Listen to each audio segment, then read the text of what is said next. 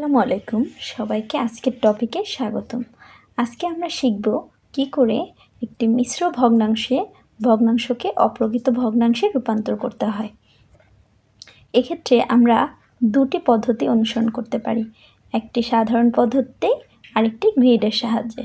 সাধারণ পদ্ধতিটি আমাদের সবার কাছে কম বেশি পরিচিত, তারপর আমরা আরেকবার জেনে নিই।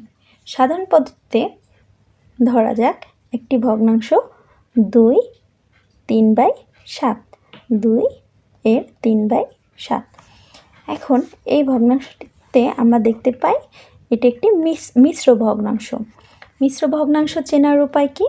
মিশ্র ভগ্নাংশ সাধারণত দুটি উপাদান নিয়ে তৈরি, একটি হচ্ছে পূর্ণ সংখ্যা আর একটি প্রকৃত ভগ্নাংশ।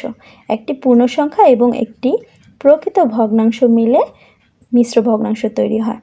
এখন আমরা শিখব কি করে একটি মিশ্র ভগ্নাংশ থেকে অপ্রকৃত ভগ্নাংশ তৈরি হয়। আমরা মিশ্র ভগ্নাংশটিতে দেখতে পাচ্ছি পূর্ণ সংখ্যা হচ্ছে 2 এবং অপ্রকৃত এর সাথে যে প্রকৃত ভগ্নাংশটি আছে তার লব 3 এবং হর 7। এখন এই মিশ্র ভগ্নাংশটিকে আমরা অপ্রকৃত ভগ্নাংশে রূপান্তরিত করতে চাইলে আমাদের প্রথমে এর সাথে যে প্রকৃত ভগ্নাংশ আছে এর হর হিসেবে অপ্রকৃত ভগ্নাংশের হর এবং এই হর সমান হবে। তাহলে আমরা হর যা আছে তাই নিয়ে নিলাম 7। এবার আমরা জানি অপ্রকৃত ভগ্নাংশ তৈরি হয় লব এবং হর দিয়ে। এখন আমাদের হর আমরা পেয়ে গেলাম 7, আমাদের লব দরকার।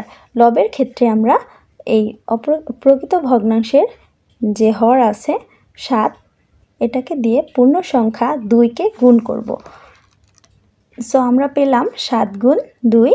এর সাথে আমরা এই প্রকৃত ভগ্নাংশের লব 3কে যোগ করলে আমরা অপ্রকৃত ভগ্নাংশটির লব পেয়ে যাব।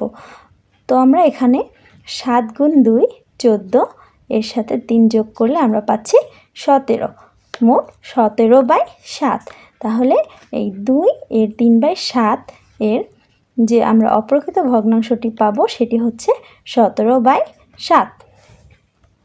এবার আমরা চলে যাব কিভাবে আমরা গ্রিডের সাহায্যে এর সমাধান করতে পারি। গ্রিডের সাহায্যে সমাধান করাটা খুবই সহজ।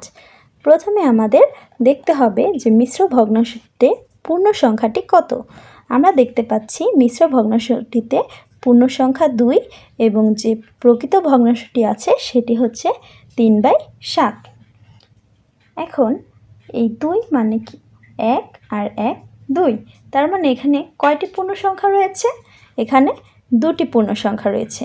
সবার প্রথমে আমাদের এখানে দেখতে হবে পূর্ণ সংখ্যা কয়টি। পূর্ণ সংখ্যা হলো 2 এবং এই যে প্রকৃত ভগ্নাংশ আছে এই প্রকৃত ভগ্নাংশের জন্য আমাদের মোট এই পূর্ণ সংখ্যা 2 এবং প্রকৃত ভগ্নাংশ মিলে মোট 3টি সমান আকারের বক্স নিতে হবে। তো শুরুতে আমাদের এরকম 3টি সমান আকারের বক্স নিতে হবে। বক্স নেওয়া হলে আমাদের এই যে আমরা ভাগগুলো দেখতে পাচ্ছি এগুলো আসলে কিভাবে এলো? আমরা যদি এরকম দুটি সমান আকারের 3টি বক্স নেই, মনে করি এরকম 3টি আমরা সমান আকারের বক্স নিলাম। তো সেই ক্ষেত্রে আমরা এই 3টি সমান বক্স থেকে এই 3টি কিন্তু এরকমই সমান ফাঁকা বক্স ছিল। তো এই 3টি বক্স থেকে আমাদের দেখতে হবে যে এই যে প্রকৃত ভগ্নাংশটি রয়েছে তার হর কত। তার হর দেওয়া আছে 7। তাহলে এই যে এরকম 3টি বক্স ছিল সেই 3টি বক্সকে আমরা মোট 7টা ভাগ করব। প্রত্যেকটিকে আমরা সমান আকার করে 7টি ভাগ করে নিব। তাহলে আমাদের ভাগ করা শেষ। আমরা দেখতে পাচ্ছি প্রত্যেকটি বক্সের মধ্যে মোট 7টি করে ভাগ করা আছে।